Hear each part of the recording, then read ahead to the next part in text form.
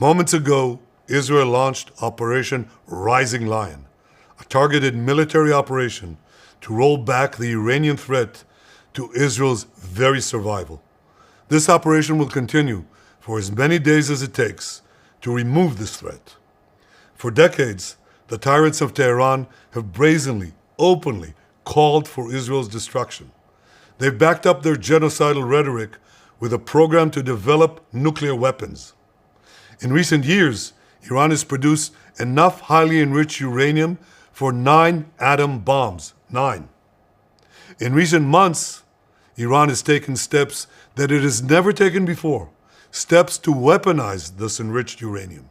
And if not stopped, Iran could produce a nuclear weapon in a very short time. It could be a year, it could be within a few months, less than a year.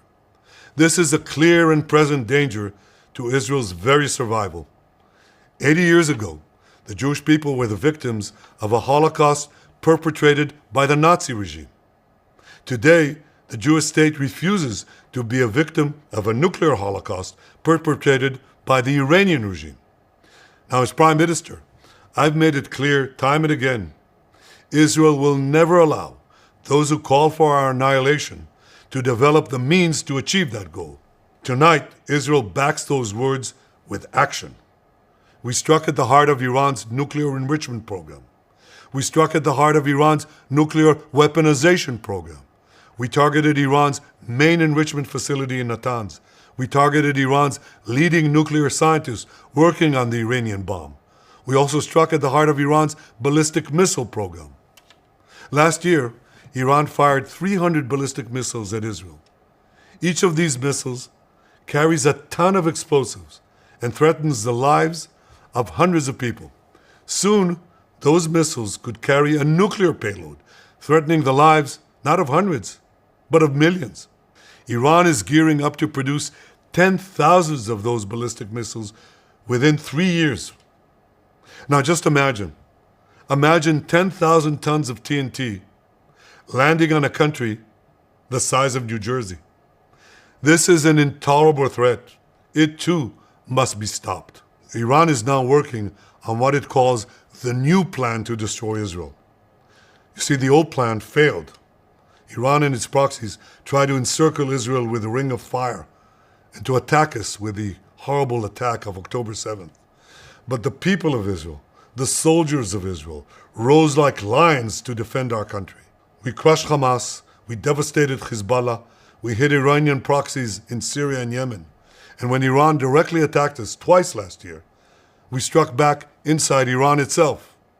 Yet in defending ourselves, we also defend others. We defend our Arab neighbors. They too have suffered from Iran's campaign of chaos and carnage. Our actions against Iran's proxy Hezbollah led to the establishment of a new government in Lebanon and the collapse of Assad's murderous regime in Syria. The peoples of those two countries now have a chance for a different future, a better future. So too do the brave people of Iran, and I have a message for them. Our fight is not with you. Our fight is with the brutal dictatorship that has oppressed you for 46 years. I believe that the day of your liberation is near. And when that happens, the great friendship between our two ancient peoples will flourish once again. I want to assure the civilized world, we will not let the world's most dangerous regime get the world's most dangerous weapons. And Iran plans to give those weapons, nuclear weapons, to its terrorist proxies.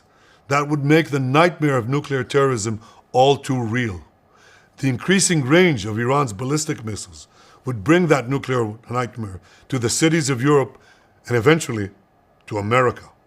Remember, Iran calls Israel the small Satan. It calls America the great Satan. And this is why for decades, it's led millions in the chants of death to Israel and death to America. Today, Israel is responding to those genocidal calls with action and with a call of our own. Long live Israel and long live America. Our action will help make the world a much safer place. I want to thank President Trump for his leadership in confronting Iran's nuclear weapons program. He has made clear time and again that Iran cannot have a nuclear enrichment program. Today, it is clear that Iran is just buying for time. It refuses to agree to this basic requirement of peaceful nations. That is why we have no choice but to act, and act now. The hardest decision any leader has to make is to thwart a danger before it is fully materialized.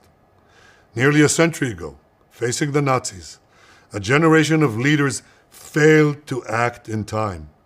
They were paralyzed by the horrors of World War I. They were determined to avoid war at all costs, and they got the worst war ever. They adopted a policy of appeasement. They closed their eyes and ears to all the warning signs. That failure to act resulted in World War II, the deadliest war in history. It claimed the lives of 60 million, including 6 million Jews, a third of my people. After that war, the Jewish people and the Jewish state vowed, never again. Well, never again is now. Today, Israel has shown that we have learned the lessons of history. When enemies vow to destroy you, believe them. When enemies build weapons of mass death, stop them. As the Bible teaches us, when someone comes to kill you, rise and act first. This is exactly what Israel has done today. We have risen like lions to defend ourselves. Over 3,000 years ago, Moses gave the people of Israel a message that has steeled their resolve ever since. Be strong and courageous, he said.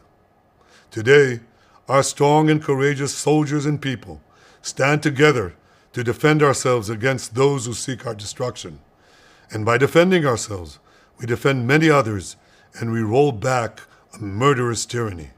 Generations from now, history will record that our generation stood its ground, acted in time, and secured our common future.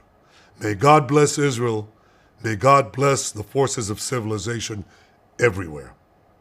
Thank you.